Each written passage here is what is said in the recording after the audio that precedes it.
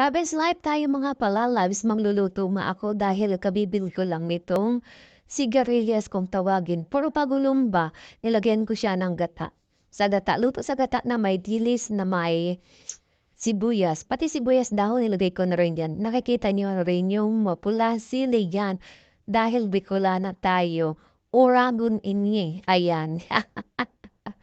Ayan, malakas tayo kumain sa ganyan. Kaya tataba tayo dito dahil sa gulay.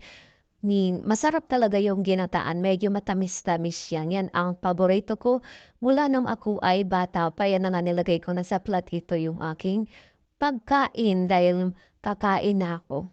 Samahan niyo akong kumain saglit. Ayan, masarap ito. Kailangan tayong kumain ng gulay, ginataan pa naman ito. Samahan niyo akong kumain, saglit lang naman.